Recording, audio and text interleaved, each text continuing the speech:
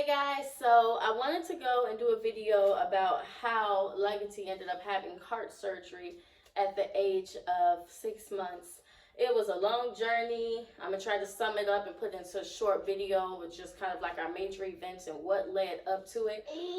But I know it was a scary 6 months. He's sleepy too, so if you hear him cutting up or if you see him disappear, he either done fell asleep or done ran out the room, and I'm not gonna even stop him because he's tired.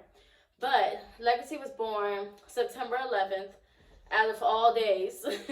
But I like to see it as like a blessing for all those lives that were lost on September 11th. There's everybody that's born on that day. Just I see it as somebody that's born to take the lives of those that weren't, that lost their lives. Some people may not see it that way, but that's how I see it. Especially when I tell people my child's birthday is on September 11th. And it's crazy because my mom was actually, we were at the movies the day before, and she said, you better call your doctor because you do not want to go into labor the next day and be sitting there on having your child on September 11th. Just my luck. I sat there, I went into work, and no, it was 2 days before. I went into work that next day, and I sat there, my blood pressure was through the roof. And so I went to the hospital. That was on the 10th. I went to the hospital straight from work. I was working all the way, which I'm going to go into that, working all the way up until the day before I gave birth. But, went in, and they told me we're going to induce you tomorrow. Well, starting tonight, but you're going to give birth tomorrow, which was September 11th. I said, God, dog it. My mama done doggone. She done cursed me. She knew it was going to happen because she surely said, don't get it to where you're going to have to go in there. I hope you guys can see me with this light. You should be able to. I know it's a little bit of a glare probably, but I'm sure you can hear me definitely. And you probably see Legatee running around. But yes, and I also wrote this down because like I said, we had a lot of different things that happened, journeys, crazy stuff, nurses, everything. So I wanted to make sure I kind of recapped and got everything and went through everything that happened. But he was born September 11th. When he was born, he actually was unresponsive. So that was the first time he's been unresponsive. And they had to bring him back. And I just know when he came out, I was just like, no, you did not do. You're going to come out. You done went them whole doggone 8 months, because it was 8, wasn't a full 9. But you went these 8 months, and you want to come out and not breathe. Like, no, we didn't fight this hard for nothing. You better tough it out. So I'm sitting there freaking out. And my mom and sister and my baby daddy was just like, oh, he's okay. And I'm like, no, until I hear that cry, that breath, something, y'all gotta tell me he's okay. So I'm sitting there just like, no.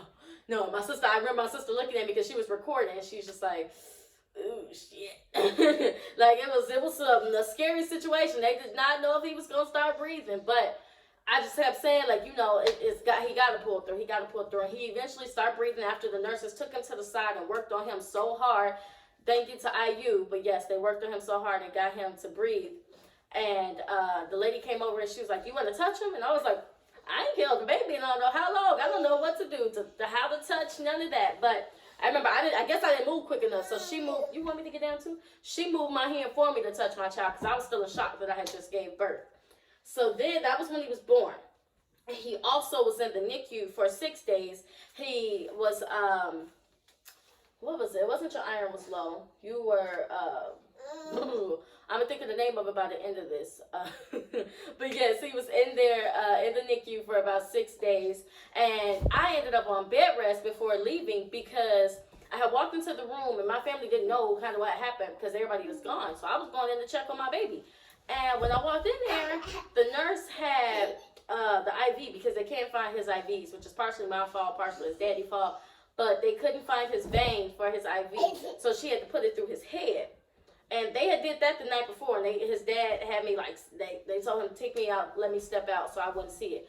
You would never want to see an IV going into your child's head, especially them being a newborn. That is one of the most horrible things to ever see your child go through, especially you can't do nothing. Just watch them put this needle in their head.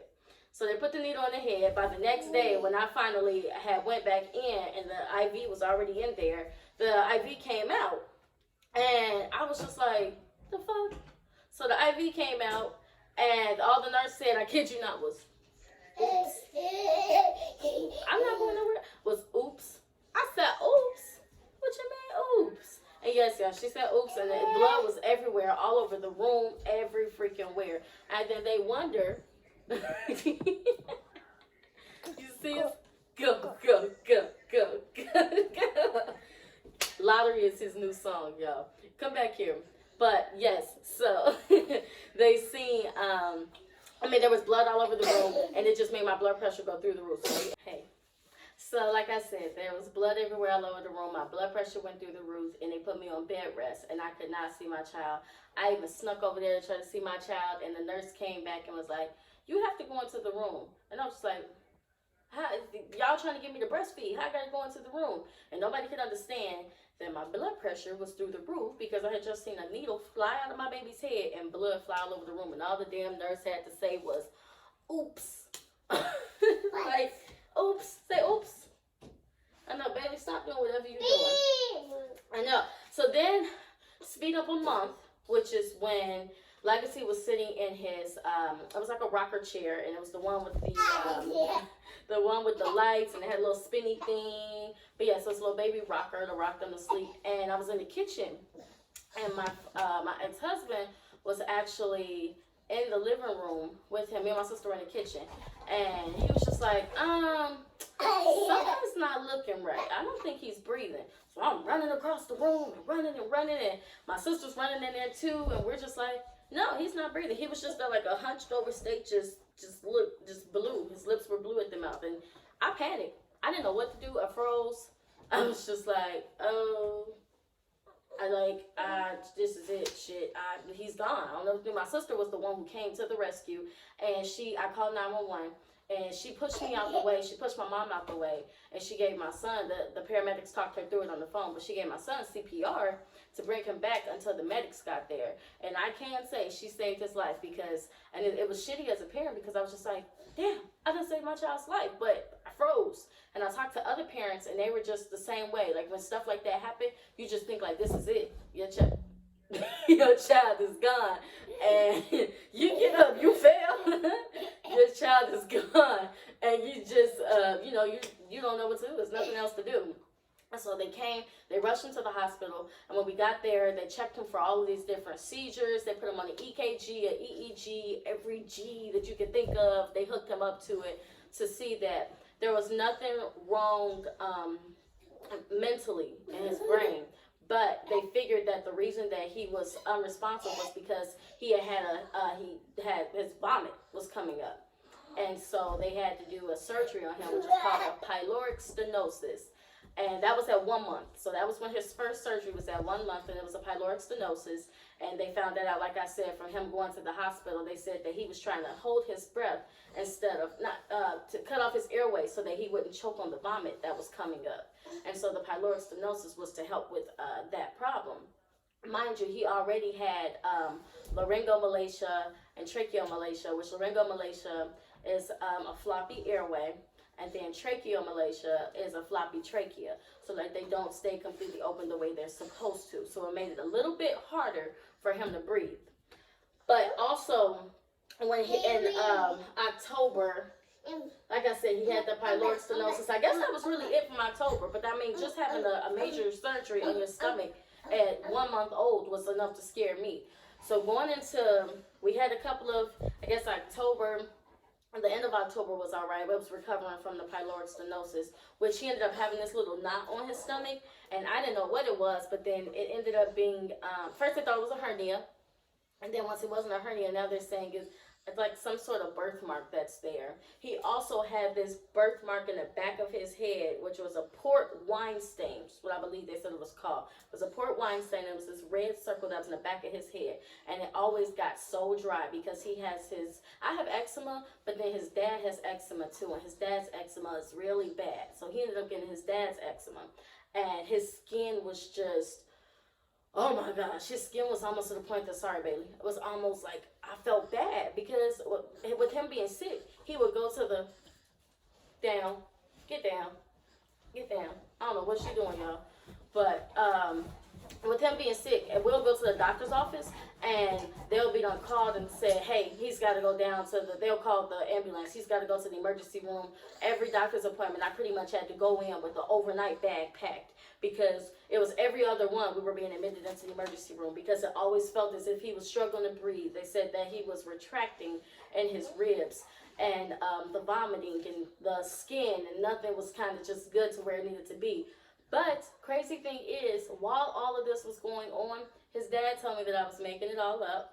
He wasn't coming to the hospital overnight. I mean, if your child has surgery at 1 month old and you're seeing these doctors are saying that your kid is sick, I really don't understand how somebody can make that up. But to each his own. I was making it up. So, but yes, so we ended up in December. He was going back and forth, and he was having this real bad vomiting. So I took him to Riley, and Riley told me to take him home, but make sure you sit him up. And so I'm like, I'm a first-time parent. What you mean, sit him up? So to put him to sleep, he had to stay in the car seat. He could not lay on his back at all, or they were worried that he would choke. This is how they sent me home. So my mom was just like, there's no way they should have sent you home like that. There's like, no, not, So I went and took him to Peyton Manning Children's Hospital. Now, when I took him to Peyton Manning Children's Hospital, I had got a ride from his other grandmother. And because our car was downtown because of crazy stuff that happened the day before. This was a couple of days before New Year's Eve. And so we go to Peyton Manning. I tell them what's going on. They look at him, and they're like, oh, my gosh, he's in major distress. Let's rush him to the back. So, yeah, BB? Sorry, guys, we got a potty break. I'll be back. All right, so we came down here on this end so you can see us a little bit better. But I was talking about going into Peyton Manning. So we went into Peyton Manning because we didn't like the advice that Riley had gave us to just sit your child up. So went in there, they rushed us to the back. They gave us this whole speech about you can leave, go wash your clothes, go do whatever you need to do, check on your other kids. Your kid will be safe, you'll be fine. We didn't have none of that to do. We just told them we needed to run right downtown to go and get our car, and that we will be right back. We went downtown. By the time we got downtown from the hospital, it was about 28 minutes, because I looked at it exactly because I wanted to know how long it took. So it took 28 minutes to go downtown before they called me and said, hey, you guys need to get back to the hospital. And I was like, what happened? You know, we just left. Can you tell me what happened? And she said, no, we can't tell you what happened, but she was just like, you guys need to get back there handling it for the time being. And so I'm just like, oh my Lord. And I'm telling my baby daddy, like, something has to be wrong. They're not telling us over the phone. What does that mean? And he's like, he's okay. Just, you know, they just can't tell you over the phone. By the time we get to the hospital, we're rushing back. There's like 30 nurses in the room. And even the chaplain, the nurse administrator, everybody in there. I can't even get to my child. They stopped us before we could even walk in. And they told us that he was unresponsive when the nurse came back into the room, and that she doesn't know how long he was unresponsive, but that they had to intubate. So by that time, I'm able to peek into the room, and I'm seeing all these nurses surrounding. They still wouldn't let me to my child. I'm seeing all these nurses surrounding him, and I can just see him, the tubes hooked up all over him. So she said he's going to be in ICU for the next 3 days, and we have to keep him asleep just so that his brain can hopefully, you know, recover if he had any brain. They didn't know if he had brain damage because they didn't know how long he was unresponsive. They didn't know anything at that point. Mind you, I got 3 different stories. 4. I can't even remember the 4th one, but I know the first one was the nurse didn't hear it going off. The second one was the nurse didn't hear it going off, but her another nurse heard it going off, and so she went in and told her. And then not the last one, but another third story I heard was that his nurse did hear it going off, and she went in there as soon as it went off. Nobody knows how long he was unresponsive. and nobody knows kind of if there was any damage. So I just told them we had left, and I counted the time from when we left, and it was 28 minutes. And if you said, she said that she kept checking his room. So if you kept checking his room within those 28 minutes, you should have at least been able to tell me a time frame for how long my child was unresponsive. There's no way. So by the way, I do not recommend to take your child to Peyton Manning Children's Hospital off of 86th Street in Indianapolis, Indiana, ever in life, because while we were there, after my son sat there, we spent New Year's Eve / New Year's Day in there. They kept doping him up with fentanyl to make him stay asleep, to the point that I even had to tell them, like, I know it can't be safe for a child to have that much fentanyl. So then that's when they switched his other medicine, and I only knew that from being a farm tech. But I had to tell you guys that for you guys to know, to stop giving him fentanyl over and over to put him to sleep. I don't know if my child was nosy, so I guess he was just fighting to stay up. But no, you shouldn't have him drugged up that much. He was just opening his eyes and just looking, like you couldn't do nothing. There was no response, nothing, just And mind you, I brought him in, and when I told them that, when I brought him in, I said he has to sit up. They had put a feeding tube in, and said that since the feeding tube was in, that he was able to lay down, which my child still choked, like I told him he was gonna do, still choked, and was unresponsive, and she didn't hear nothing. While we were sitting there later on, me and his dad, and I have it recorded on the iPad, while we were sitting there, I actually timed out how long it took for them to come in a room when his monitor was going off before. It took 40 minutes. You can come in and get it. It took 40 minutes for them to come in and check on him. They didn't even know that me and his dad was in the room. I just know his monitor had been going off for 40 minutes. And close the door too when you leave out. And when I stepped out there, I said, hello, there's nobody that can hear his alarm. There were 2 doctors sitting in the middle of the floor, the hospital floor. 2 doctors, not nurses, 2 doctors, sitting there hearing this, just having a full conversation.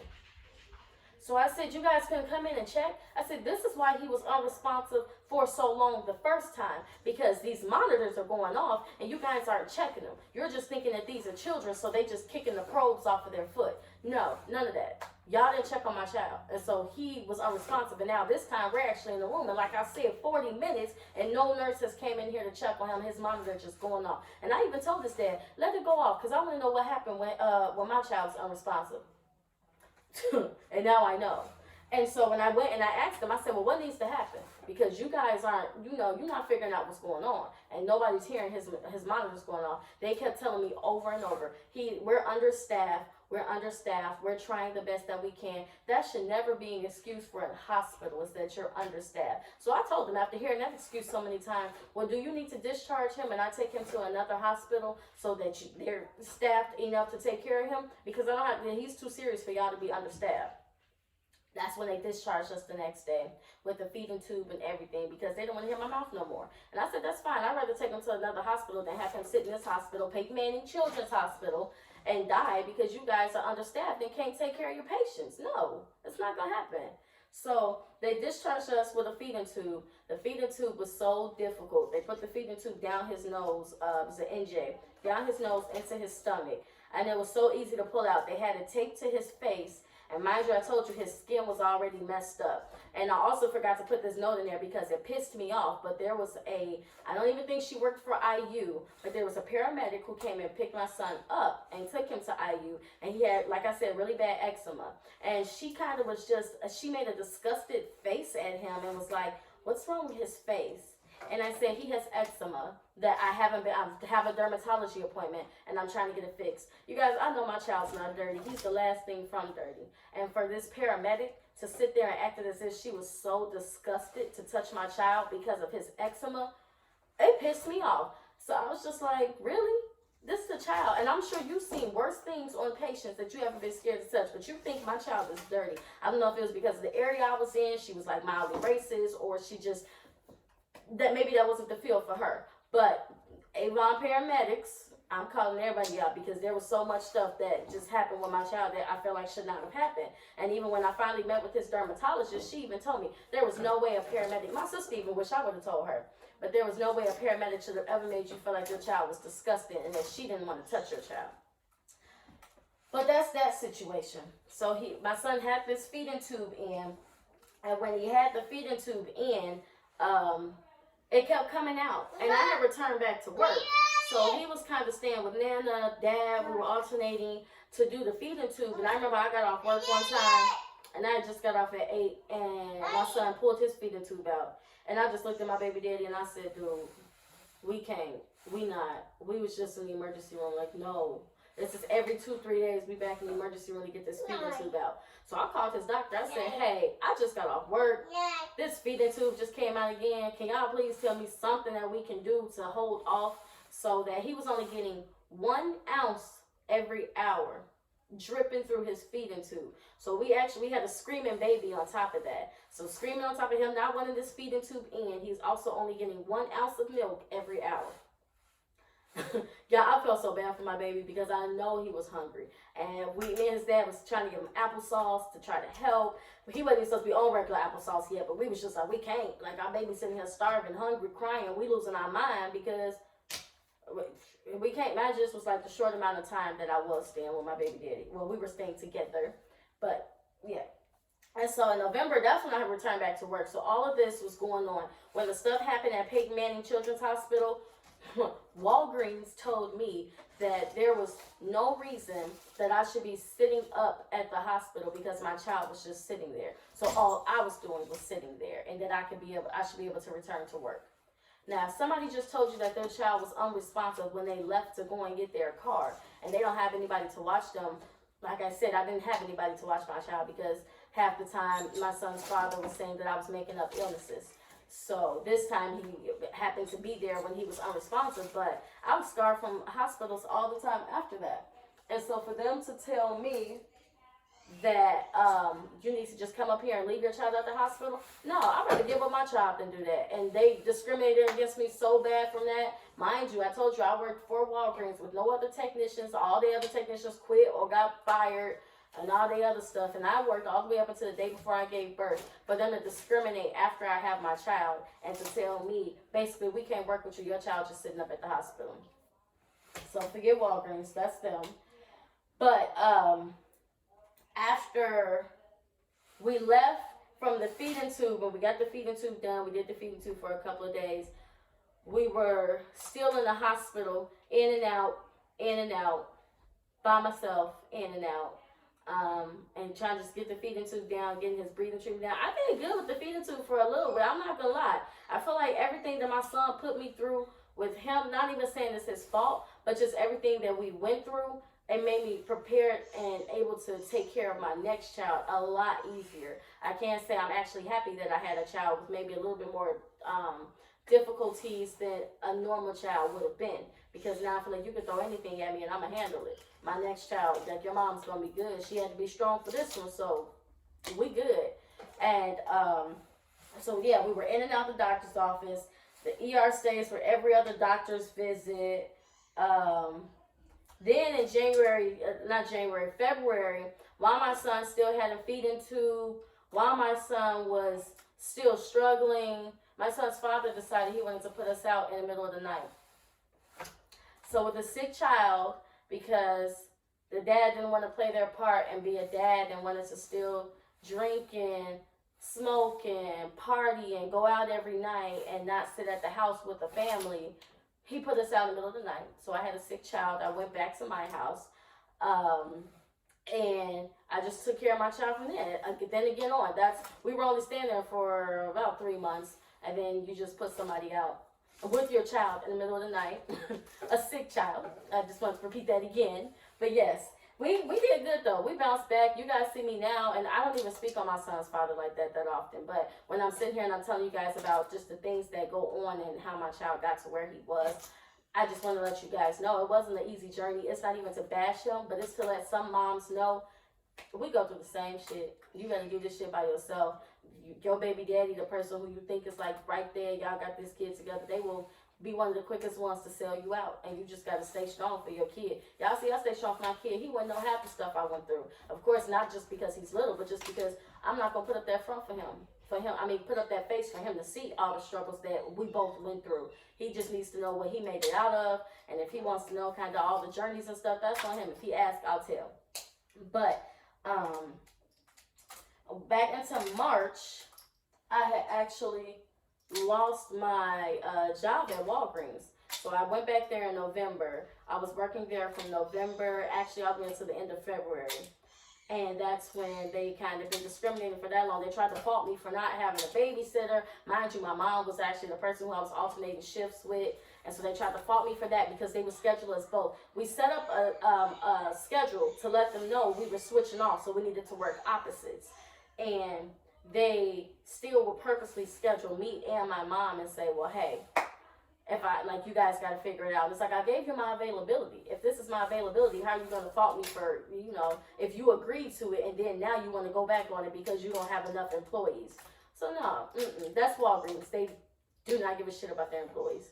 But I lost that job. Ended up getting another job at a daycare. Thank you to Miss Sylvia, who actually helped me because I told her what was going on with my son, and I told her how Walgreens had did me dirty after all of that, and because I was actually working on the dance team with her, so she had knew me prior to this. And she got me a job at the daycare and got Legatee a spot at her new daycare. And so Legatee was at one of her daycare locations, and I was working at the other one for I think it was either our first or second day. I believe it was our second day. And they called me and was like, he's struggling to breathe. And I was like, what? No, I was like, but he always struggles. I said, he makes that noise, so he struggles a little bit. And they're like, no, he's like really struggling. So they sent me a video, and he sounded as if like, that was every breath that he took. That's how he sounded. His doctors could hear him coming down the hallway, and I would just feel so embarrassed taking him into places because people would be like, is your child okay? And I'm like, he's okay. He just has laryngomalacia, floppy airway, so it's like, so it's loud for him when he breathes. And it sounds horrible. Actually, I'm going to try to attach, when I'm going through editing this video, I'm going to try to attach a video of what he sounded like in the beginning and just a couple of quick pictures of how he used to look and then how he came to this blessing that he is right now. But Miss Sylvia, like I said, they kept calling me and telling me he was struggling to breathe. And so I was just telling her, like, well, they're saying it's okay. So I remember she said, you go pick your child up and take him to that hospital and tell them that he cannot come back to daycare until you get a letter that states that he is healthy enough to stay in daycare. So that if something happens that, I can say, the hospital told me he was okay, the doctors told me he was okay, how did he die at this daycare? And so when I went to the hospital, I told them that. And they did not give me that letter. Thank you. So yeah, they told us that we could either go home or sit there and wait until that Friday. Because we went in, I think it was on a Wednesday. No, but go into that Friday and do the bronchoscopy. His dad actually showed up to that hospital visit, and he told them to go ahead and send him home, that we'll just bring him back. Now, when they said they would bring him back, they didn't have a set date for when they wanted him to come back. I would have to wait for them to schedule me. So, of course, if Legatee's living with me and Dad's not there, he's not watching him. So he's just like, whatever you can do to get him out the hospital so I don't have to sit here. So I told them, no, let my child sit here. If I have to stay in the hospital with him so that he can get this scope done, that's cool. I'll stay. I don't care how long it's going to take. Just get my child to feeling right. And his dad called an attitude and was like, I don't know why you wouldn't just say to take him home, because you want me to take him home so then I can watch him. And then if something happens, you're going to tell them, oh, well, she was watching him. What happened? If you didn't have it, you should have said something. So I said something. He needs to stay. He stayed at the hospital. And when he was there, he ended up catching rotavirus, which pissed me off because Legatee was seeing Dr. Blood at IU North. Yeah. Dad. You said let me? Okay. So we were at IU. We were at Riley downtown. And like I said, when he was there, we stayed there so he can get that bronchoscopy done on that Friday.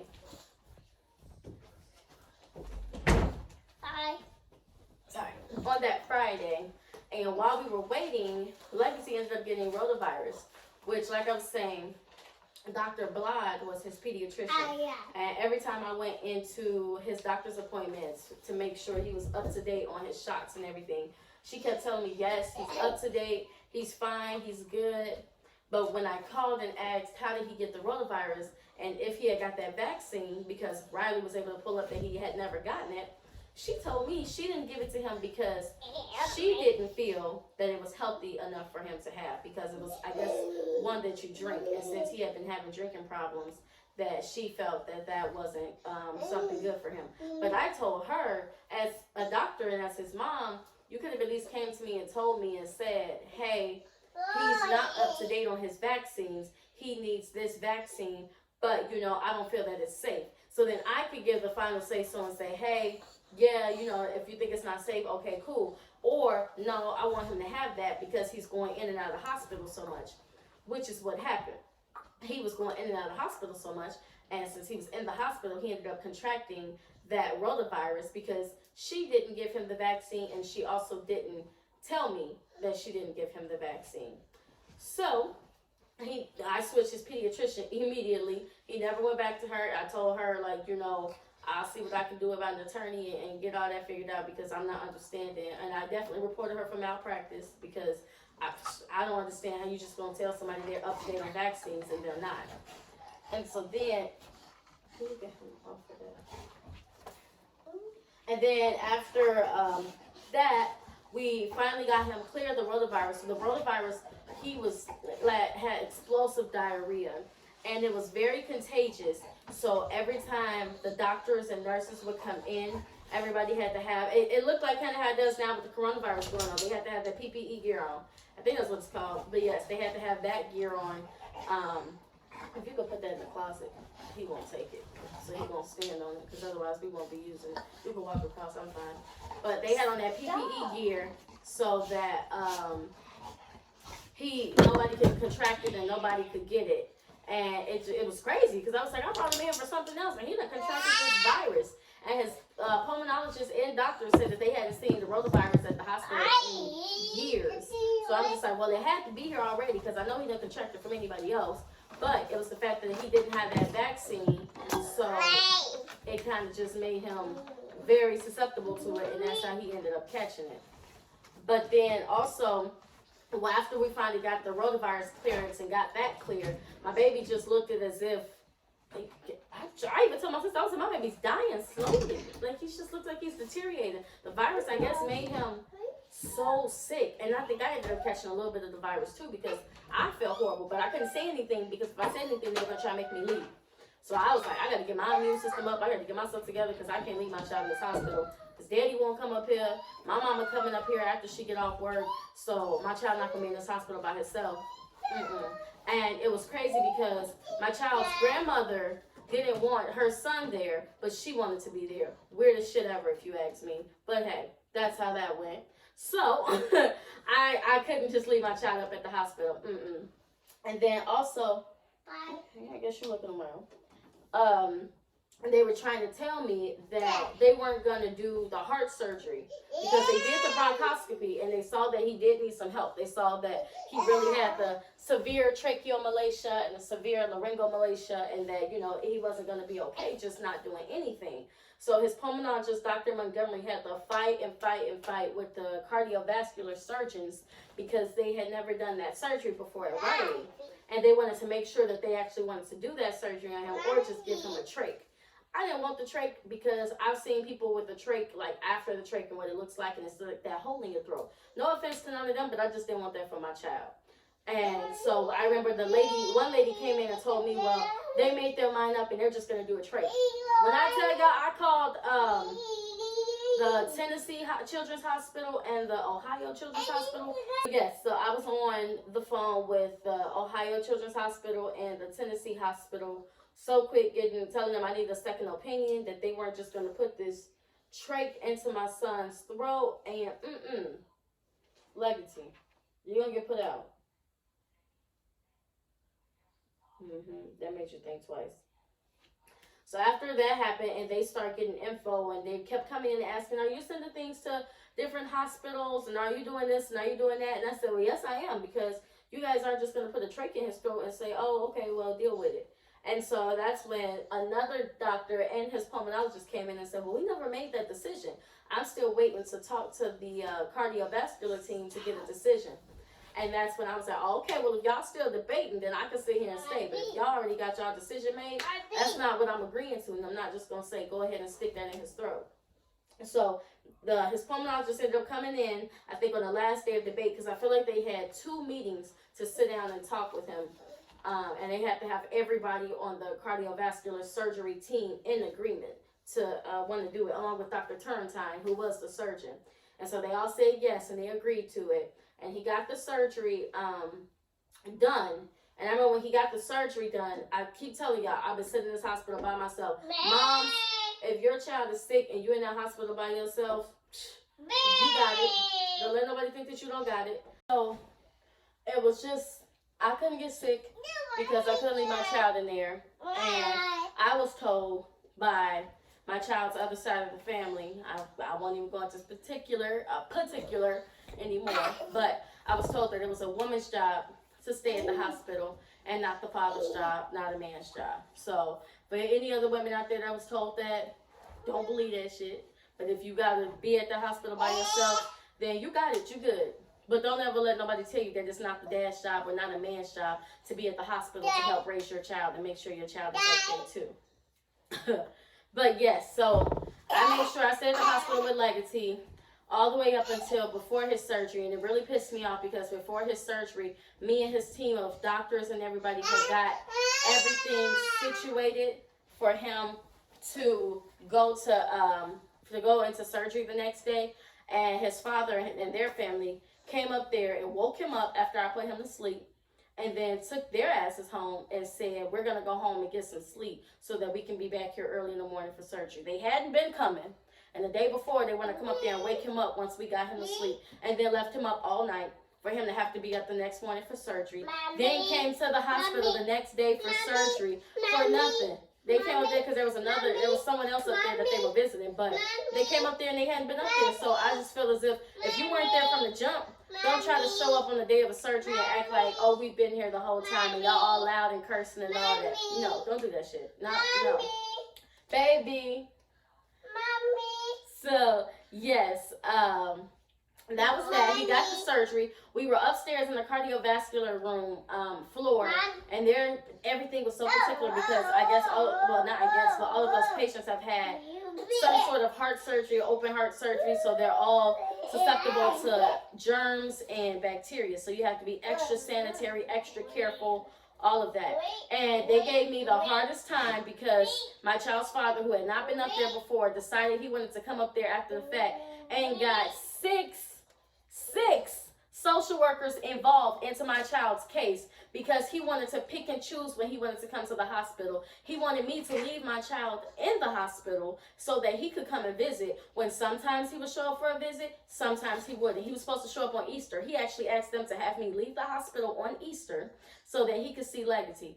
Y'all think he showed up? No, he didn't come. My child sat there and actually coded on Easter and was unresponsive, and they had to resuscitate and bring him back. So it was a big ass slap in the face that not only did you want me to leave the hospital, you didn't show up for your son, and he technically died that day and had to get brought back. And all of that because you didn't want to really come to the hospital. And so we're not going to even explain what was the outcome of him not coming to the hospital. That's a whole other thing, but I'm not going to even get into his business on that. But so yes, we were sitting in the hospital. Easter, he coded, and they came and they were kind of like, well, hey, we know this is happening, but you still have a visit set up. If dad shows up, then I need you to leave or go downstairs and do something. And luckily, I didn't have to leave, and I was there by him, and I kept trying to explain to him, like, he'll be fine one minute, and then he's unresponsive the next. We don't know what's going on. Like, we're just trying to make sure everything is fine. And he was so sensitive because he had just had that surgery. He still didn't care. He still kept calling the social workers and giving me a hard time and trying to get them to have me leave the hospital and saying he wasn't coming up there. And I just don't understand. Nobody's going to ever keep me away from my child. Nobody. Not one person, not two, not three, not even a damn mom, but 30. Nothing's going to keep me from my child. So for you to let me, little old me, keep you from your child, you don't really care about your child like that. And for him to be sick and not able to have that balance and have that other parent there with him, it hurt me for him. He was so little, he didn't understand it. But I made sure I didn't let my child see any, not a tear, not a anger, nothing. I made sure I held it together for him so that he can make it out the hospital. They even when the surgeons would come in and his dad would try to, when he would come up there, would try to say, oh, well, what's going on, because he didn't know anything that was going on. They would even look like, who are you? I had to put a password on Legatee's room because my son's other grandmother, not my mom, my son's other grandmother, kept calling. At one point she called and said she was his mom, and so they were trying to figure out how was his mom in the room and his mom on the phone. So she was lying. So I had to put the password on there and change the password again because there was so much fraudulent, and they kept trying to come up. He didn't want to come, but he wanted to send his mom. She didn't want to come, but she didn't want him to come, but she kept wanting to come, knowing that me and her didn't get along. And it was just some personal vendetta that she had, that she didn't want me around my baby daddy, and he fell into the trap. I don't care. My child was the one in the middle at the end of the day. Yes, baby. Yes. He was the one in the middle of it at the end of the day. But we were in there, and I wanted to celebrate my son coming out of the hospital. We got out of the hospital, I think it was the week before Mother's Day. So I at least got to celebrate Mother's Day out of the hospital. But we celebrated and took Legatee to Florida, to Clearwater, to celebrate him being out of the hospital. We were in the hospital we had been in and out for the first 6 months of his life, but we had been in the hospital living there for 3 months straight. So we needed a vacation. We needed a break. And so in order for us to celebrate him doing completed heart surgery, recovering, making out of the hospital, we celebrated and took him to Florida, and he got on his first yacht cruise. And it was actually so sweet because the yacht cruise, they shouted him out and let everybody know that he had just recovered from heart surgery, and just that he had been in and out of the hospital, and he's finally out and able to take this trip and go and cruise and everything. And it wasn't even a cruise, it was actually just a yacht dinner that we had did while we were out in Florida. And it's just a great moment to know that you're celebrating your child, but then there's other people that's celebrating how great your child did. And I got this little 1-year-old who just fought his ass off in the hospital to come home and to be able to just live as normally as possible. He still requires oxygen and things at night, but just the fact of knowing all the stress and everything that we went through in that hospital, and people who see me on social media, they didn't even see all this because I don't put everything out there. Everybody's not to know what happens, but this is my personal moment to at least be able to vent and just say, like, this is what happened. Any moms going out there doing the same thing or going through the same thing, it happens. You just got to be strong. You are not the only one who baby daddy didn't want to take on the responsibility. You're not the only one whose baby daddy didn't want to be there in the hospital because they were told. Mine probably was the only one that was told that it's a woman's job to sit in the hospital. But if you were told that, then no, you're not the only one. But yes, I just wanted to share our story, share how Legatee ended up having surgery at 6 months. There's a lot of moving around in this video, but I'm sure you guys were able to focus. I got family in town. Raelle over there. You just can't see her doing her homework. You slide over for a hot second. You see her hand. They still can't see her face. But yes, got family in town. So it's a lot of stuff going in and out. You're seeing Bailey run through. Legatee's sleepy, so that's why you hear him talking a lot too. But no, you're not alone. If you like Legatee's story, feel free. He's fighting. Feel free. I'm gonna also add a video, a quick little snippet of how he sounded before his surgery, and then pictures of how he sounded before his surgery, and then also how he looked before his surgery, the acne, everything that I talked about, the feeding tube, the breathing, like I said, his scar now and what it looks like. I think we're probably about almost like a year out. I think we're about a year out almost from his surgery. So how his scar looks after that. And again, I don't even know if I told you, but one of the main scary things about his surgery was Riley had never done that surgery before. So Miss Sylvia actually told me, you're going to have to ask the question that you don't want to ask, and what is the success rate of my child making it out of this surgery alive? And they were saying it's good, but you know, me working in the medical field, I know kind of like the standard answers that they have to give to make the mom and the patients feel okay. So that's what I kind of had got. And I can't blame them for that because that's what they're supposed to do. But in your head, you know something could go wrong. So it just took a lot of strength. There's any moms out there? I know they took like the comment section off so that you can't comment for the safety of children and bullying and stuff. But I will attach my Instagram, Facebook, all of my social medias. I don't do it on all the other ones, but I will attach all of my social medias for any moms that want to reach out, that got any further questions on tracheomalacia, laryngomalacia, O'Reilly baby. This is why I call him O'Reilly baby, because majority of all of this happened in the hospital visits were at Riley. Don't go to Peg Manning. And then also, if just the fact that I was young, that was the main thing that I wanted to add to before ending it. I was young, so a lot of doctors took me for granted.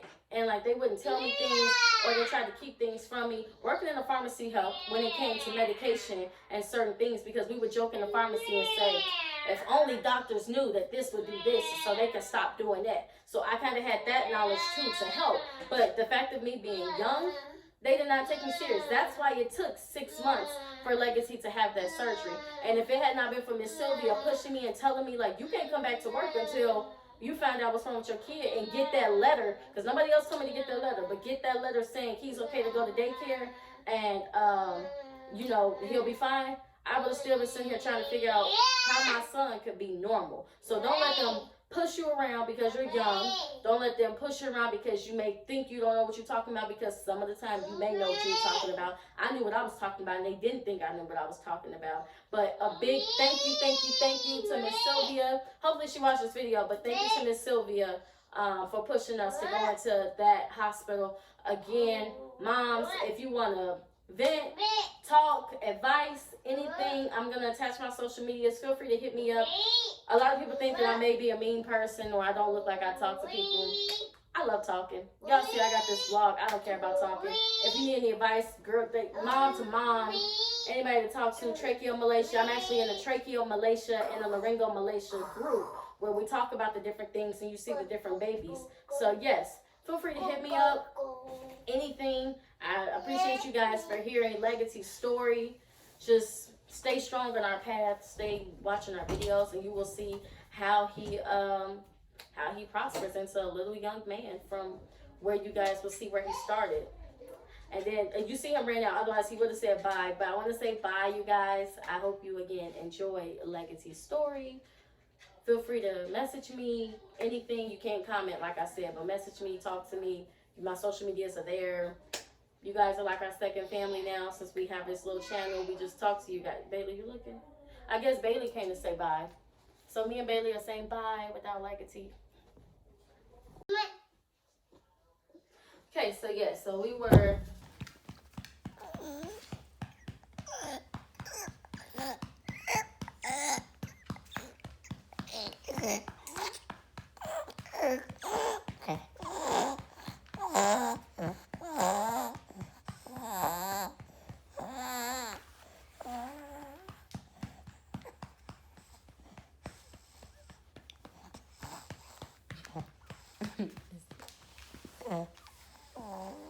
That's good. Yeah.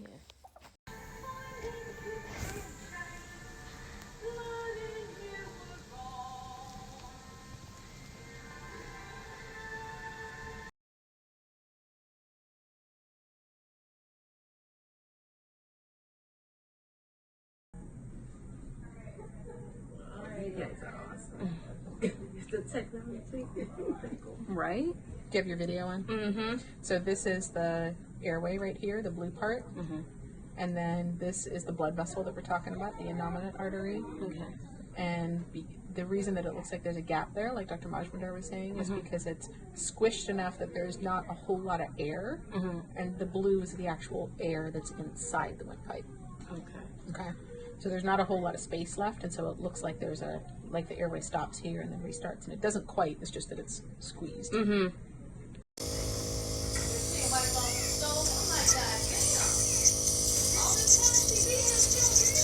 don't be here. She be in my house.